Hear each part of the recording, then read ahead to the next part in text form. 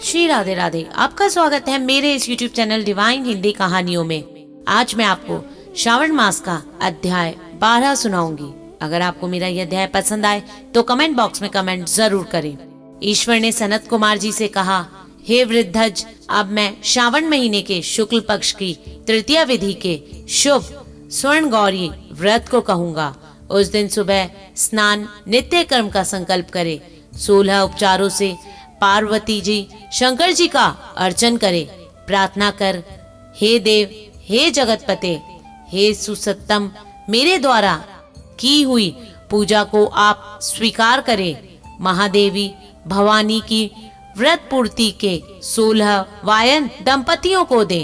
मैं भवानी के प्रीत्यर्थ तथा व्रत मूर्ति से निर्मित उत्तम ब्राह्मणों को वायन देता हूँ। चावल पिसान से निर्मित 16 पकवान बांस की 16 टोकरी में रखे वस्त्र से युक्त कर संकल्पनीय 16 ब्राह्मणों को बुलाकर कहें, मैं व्रत संपूर्णता फल प्राप्तार्थ के लिए देता हूँ। अलंकार आदि से संपन्न प्रतिव्रत धर्मयुक्त शोभामान सुवासिनी इसे स्वीकार करें।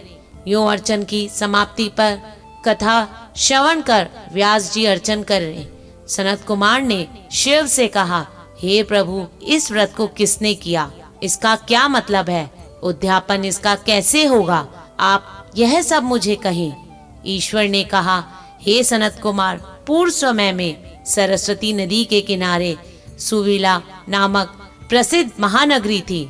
उसमें कुंवर के तुल्य चंद्रप्रभ नामक वाला राजा था। उसके रूप लावण्य से युक्त, सौंदर्य मुस्कान युक्त, मनोहर कमल सुदर्शन नेत्र वाली महादेवी और दूसरी विशाल नाम वाली 2 रानियां थी। इसमें से राजा चंद्रप्रभ को ज्येष्ठ महादेवी अधिक प्रिय थी। एक रोज राजा शिकार की कामना से वन में गया। वहां सिंह, शार्दुल, वाहर, अरनार, भैंसा, हाथी का शिकार कर प्यास से दुखी हो राजा उस बड़े वन में जा घूमने लगा। राजा ने अप्सराओं के तालाब को देखा। उसके किनारे पर जाकर उस तालाब का उत्तम जलपान किया। अप्सराओं गणों को भक्ति युक्त गौरी का अर्चन करते देखा। उन अप्सराओं गण की कमल नेत्रों वाले राजा ने पूछा, आप यह क्या कर रही है? वह बोल डाली, हे नृपोत्तम, हम स्वर्ण गौरी का व्रत कर रही हैं। राजा ने कहा, हे देवियों, इसकी विधि तथा इसका फल भी आप विस्तार से मुझसे कहें। उन स्त्रियों ने कहा, हे राजन, श्रावण शुक्ल तीज को रोज स्वर्ण गौरी के नाम का यह व्रत किया जाता है। इसमें प्रसन्नता तथा भक्ति द्वारा पार्वती जी और शंकर जी का पूजन किया जाता है।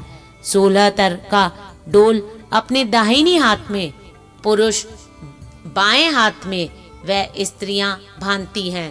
यह सुंदर चंद्रप्रद राजा ने भी व्रत कार्य को संपन्न कर सविधि 16 तार के डोलों को अपनी दाहिनी भुजा में बांधकर व्रत को संकल्प किया। राजा ने कहा, हे देव देवेशी, मैं इस डोरे को व्रत के लिए बांधता हूँ। मेरे पर आप कृपा करें। इस तरह देवी का व्रत कर राजा वहां अपने घर गया। भुजा में डोरे को देख अति क्रोधित हो गई बड़ी रानी ने पूछा और उसे डोरे की भुजा से तोड़ बाहर पेड़ पर फेंक दिया। राजा ने रानी से कहा, हे प्रिय, ऐसा न करें। यूं मना करने पर भी रानी नहीं मानी।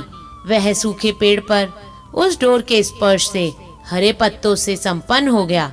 इस बात को छोटी रानी ने देखा। आश्चर्य युक्त उस पेड़ से टूटे डोरे को अपनी बाईं भुजा में बांधा। उस रोज से उस महीने का महात्म मात्र से वह छोटी रानी राजा की सर्वाधिक प्रिय हो गई। इधर ज्येष्ठ रानी व्रत का अपमान करने मात्र से राजा द्वारा परिकृत तथा दुखी हो वन में चली गई। वहां महादेवी का चित्त से ध्यान कर पवित्र मुनियों के स्थान में कहीं कहीं निवास किया। पर श्रेष्ठ मुनियों उसे देखकर कहा, अरे पिशाचनी, चली जा। वह तिरस्कृत तथा दुखी रानी घोर जंगल में घूमती हुई एक जगह बैठ गई। उसी समय रानी के आगे देवी की दया प्रकट हो गई। देवी ने प्रिय रानी ने भूमि पर दंडवत प्रणाम तथा स्तुति की। हे देवी, आपकी जय हो, आपको नमस्कार है। हे भक्त वर प्रे, आपकी जय हो। हे शंकर वामने, आपकी जय हो। यूं भक्ति द्वारा देवी के वर प्रभाव से गौरी अर्चना तथा व्रत किया गया। व्रत के प्रभाव से राजा उस बड़ी रानी को अपने घर ले आया।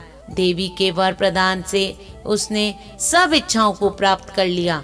दोनों रानियों सहित राजा संपूर्ण राज्य का उपभोग कर समृद्धिशाली हो गया। अन्य में दोनों पत्नियों सहित राजा शिवलोक चला गया। धन्यवाद।